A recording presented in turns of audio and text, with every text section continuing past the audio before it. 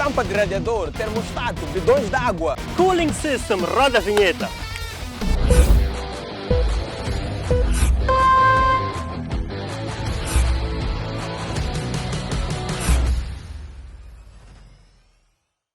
Antes de mais, muito obrigado a todos vocês que têm comentado, têm partilhado com os vossos amigos, têm deixado aqui o vosso like. Amos, o que é isso aí de Cooling System, sistema de arrefecimento? Bom, antes de mais, todos nós nos lembramos que calor é um byproduct do funcionamento do motor. Enquanto está ali a funcionar, a fazer aquelas explosões internamente, está-se a gerar calor. E, infelizmente, esse calor todo... Frita, somos as tuas batatas. Danifica os componentes se não estiver controlado. Ok? Então, com o avançar do tempo e dos próprios motores, foi necessário desenvolver sistemas para garantir que isto arrefece. É impressão minha ou está a querer entrar em história? Bom, eu já quero entrar em história. É que nós chegamos aqui por acidente, ok, guys? Tá bem, força. Então, o que acontece? Com a invenção do motor de combustão interna, na altura, por não criarem quase potência nenhuma, aqueles eram os motores muito simples. 5 cavalos. Bem mesmo. O calor que eles emitiam era bastante reduzido. Então, em grande parte, como vocês podem imaginar, o arrefecimento era feito através do ar. Quando dizem air cooling, estão a falar desse arrefecimento natural que acontece. No entanto, quanto mais potência sentiram a necessidade de adicionar a esses motores, a Mercedes, o senhor Carl Benz, em 1930 e poucos, diretor, peço ajuda a escrever aqui, o ano correto, decidiu que, ei, pessoal, esses motores aqui estão a explodir, só estão a desfazer-se, nós precisamos ter maneiras de controlar a temperatura. E ele patenteou aí o primeiro radiador. Agora, Eike, fala-nos de ciência, como é que é um cooling system, que componentes tem, o que é isso? Qual é o way? Basicamente, a mais falou agora de um fator importante. Existem dois tipos de sistemas de arrefecimento, ok? Air-cooled e water-cooled. Okay? Basicamente, um arrefecimento a ar e um arrefecimento a água, ok? Vamos começar pelo arrefecimento a ar, que mais de uma vez foi bastante utilizado pela Porsche. Exatamente. A Porsche, a VW, utilizaram o arrefecimento a ar durante bastante tempo. Acho que a Porsche foi um dos fabricantes que utilizou durante muito mais tempo o arrefecimento a ar. Basicamente, o arrefecimento a ar foi bastante popular também em aviação no passado. Eu estou a falar de história aqui sem querer, mano. E a mãe está a me influenciar, pessoal. Foi bastante popular na aviação, contudo, não é tão eficiente o arrefecimento a ar porque estamos, mais uma vez, lembra-se do vídeo intercooler que nós falámos, estamos limitados ao ar disponível na atmosfera.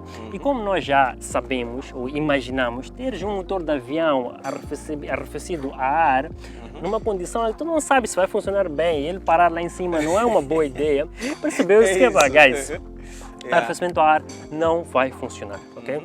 Mas o arrefecimento a ar tem uma vantagem, que é a sua complexidade, ok? O sistema de arrefecimento a ar é bastante simples, tem muito menos componentes, tem basicamente um misturador de calor, digamos. Aquilo é como se fosse um radiador ou um intercooler que está lá, ele recebe o ar, intercooler. Lembra-se do vídeo intercooler? Basicamente ele recebe o ar que arrefece todo aquele motor que tá ali, né? E tem o quê? Uma ventoinha? Uma ventoinha que ajuda a tirar ou a tirar dependendo da sua aplicação, ok? É simples, acho que é isso que temos no arrefecimento a ar. Não há muito. Acho que criava motores bem compactos, né? Bem compactos e que geravam, como a Amos disse, bem menos potência do que se gera hoje em dia. Os motores hoje fazem tanta potência que, como consequência disso, geram muito e muito mais calor, ok? Só um parênteses, Amos, ainda é popular em bastantes aplicações em motas, arrefecimento a ar, porque são motores menores, relativamente menores, e para ambientes, por exemplo, motocross, ambientes competitivos, motocross e tal, funciona, ok? Menos complexidade, mais uma vez a gente troca, é simples de resolver. Agora, arrefecimento a água, ok? Arrefecimento a água é o que se tem em 99% dos carros que temos em circulação hoje. Porque funciona, ok? Está comprovado que é um sistema que funciona, embora aumente a complexidade do sistema como um todo, as vantagens que se tem a são muito maiores em relação ao arrefecimento a ar. Okay? O arrefecimento à água funciona basicamente em estes componentes. Tem um radiador, que todos vocês conhecem, vocês aí têm sempre furos nos vossos radiadores. Vamos trocar. Troca na radiador, pessoal. Vamos lá fazer tampa de alumínio. Troca na radiador, melhor, pessoal. melhor. Okay? Tem um radiador que normalmente, via de regra, fica na parte frontal do motor, porque também está dependente do ar que recebe da atmosfera, ok? O ar bate com a superfície do radiador, ok? A água que passa por dentro, pelos dutos, pelas condutas dentro do radiador, em contato com esse ar que teoricamente está mais frio que a água, ok? Há uma transferência de calor, aquelas coisas de física, arrefece a água que volta a circular pelo motor, pelo bloco, pela cabeça e pronto, por todos os outros componentes, pelo turbo em alguns casos. Então, o que bomba isso é a bomba d'água, que é o componente importante. Exatamente, é a bomba d'água. Você lembra do vídeo BMW que nós falamos aqui, alguns do N54? Ok, o N54 é uma bomba d'água eletrônica, elétrica, diferente. Da maior parte dos carros era mais uma coisa que estragava. BMW, sempre complicado. Why, man? Ok? A bomba d'água, basicamente, via de regra, está ligada por uma correia, ok? Exatamente. Correia de acessórios, e por isso muitas vezes a correia arrebenta, carro aquece, ok? Isso. O motivo é esse, a bomba d'água deixa de poder bombar essa água e ela deixa de circular pelo motor. Isso. Agora, Eike, o que acontece quando essa água fica numa temperatura elevada durante esse funcionamento? Exatamente, ela evapora. Ok. Okay? Não se esqueçam que a água atinge o ponto de ebulição aos 100 graus, então ela evapora. Okay? E aí o que é que acontece? É aí que Tampa! Escapa por cima e deles parar o carro? Exatamente, é aquele vapor que vocês veem ali quando vocês tampas não estão boas. Okay? Outro componente aqui que o Mois falou, bastante importante, que muitas vezes é desprezado, é a tampa do radiador. Okay? Pessoal, se vocês tirarem a tampa do vosso radiador e olharem com carro frio, guys, não é dizer nem aí que disse para tirar a tampa, queimarem. Não. Um carro frio, ok? Então perceber que lá dentro tem uma mola. Exatamente. Okay? E normalmente, por cima da tampa tem uns números ali de pressão, ok? Basicamente, o que aquela tampa faz? Okay? À medida que aquela temperatura aumenta, okay? Aumenta a pressão dentro do sistema, empurra aquela mola e abre o que a gente chama de overflow. Okay? Exatamente. Vamos entrar num outro componente a mais, que é o overflow tank. Exatamente, que é o depósito de overflow, que muitas vezes está bem perto do radiador, costuma ser plástico, está ali ao lado. Que é por onde a água passa e recircula, ok? Ela faz um retorno de água. Ela aquece, os vapores, a pressão excessiva passa por lá e respira para fora. Bum. Então, voltam a transformar-se em água. Voltam a transformar-se em água, ok? Os vapores. Assim não se perde nada também, né? Okay? Agora, Eike, diz-me uma coisa. Basta só pôr água no radiador e a vida está resolvida? Não, ok? Aqui há alguns outros componentes que temos que falar, ok? Vou começar pelo termostato. Isso. Okay? Vocês aí gostam de tirar termostato, pessoal? Em Moçambique não usamos termostato. Não é bem assim, ok? Há um mito aqui que o motor, quando está frio, é quando ele funciona na sua melhor performance. Mas não é verdade, não. O motor tem uma faixa de operação ideal, ok? Isso. E o termostato está lá para controlar isso, ok? O termostato, do mais antigo ao mais recente, todos eles têm mais ou menos o mesmo trabalho. Okay? Exatamente. O que acontece?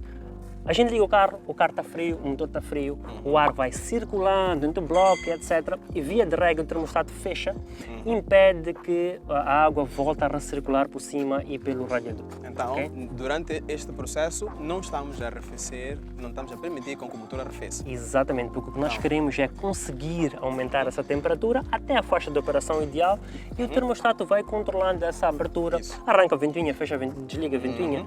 Todo esse tipo de trabalho. Até porque, se todos nós nos lembrarmos, no vídeo falamos de motores, temos óleos que ajudam a garantir a lubrificação e estes operam eficientemente numa faixa de temperatura, certo? Certo, correto. Então o que acontece é que todo o sistema do motor funciona em conjunto para garantir uma faixa, um funcionamento perfeito desse motor.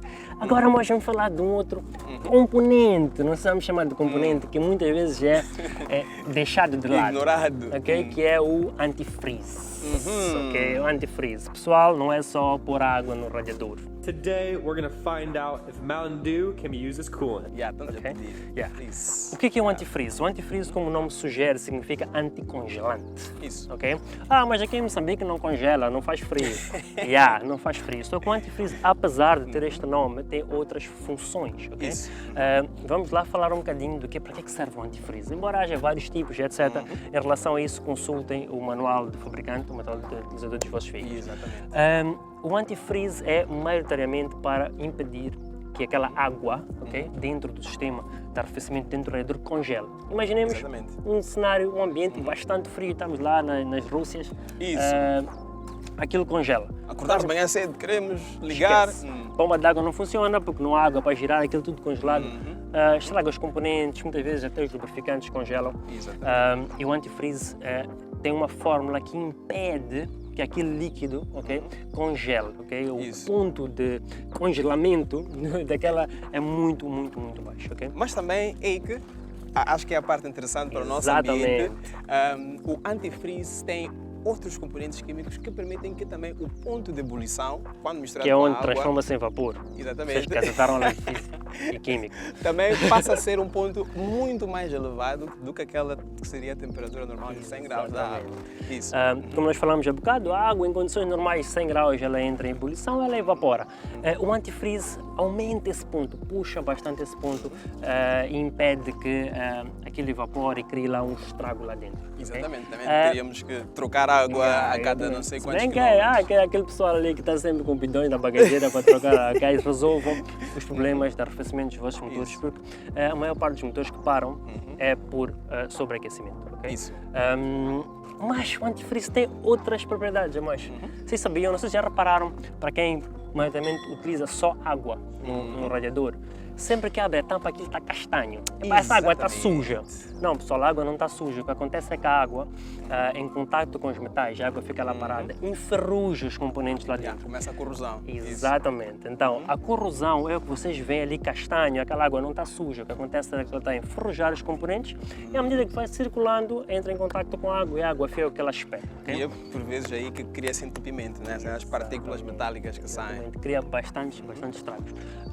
O antifreeze tem propriedades que impedem com que essa corrosão aconteça, impedem com que essa ferrugem se crie e mantém os componentes da limpinhos, bonitinhos e funcionais.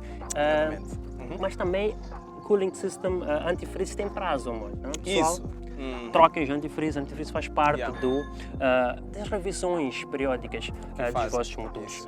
Isso. O período, o intervalo em que tem que ser feito varia bastante fabricante a fabricante do antifreeze e do motor, mas normalmente à medida que o tempo vai passando eles vão perdendo propriedades e acabam deixando de ser capazes de fazer este trabalho todo de forma eficaz. Exato. Então, passando agora já para os cuidados, e que tipo de cuidados temos que ter com os nossos cooling systems? Basicamente, respeitar tempos de troca, ok? A gente tem que trocar o sistema, o líquido está lá dentro, trocamos. Exato.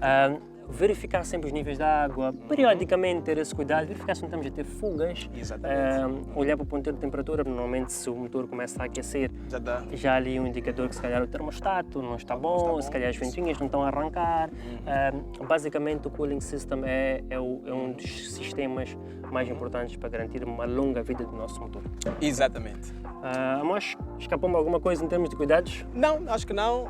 Outra coisa, verifiquem as vossas tampas também. Depois de um tempo, aquelas molas, elas desgastam-se, já não fazem o seu trabalho eficientemente. E, por fim, acho que é mesmo só garantir que estamos a usar um bom antifreeze. E o correto para o vosso motor. Exatamente. Portanto, Tomás, acho que por hoje é tudo. Por favor, deixem os likes, comentários. Antes de mais, muito obrigado. Não, eu agradecimento, tu bate, ou queres... Não, faz agradecimento. Sim, não estava ali. Não me lembro. Agradece, pergunta, ajuda, melaço, Vamos lá. resumido.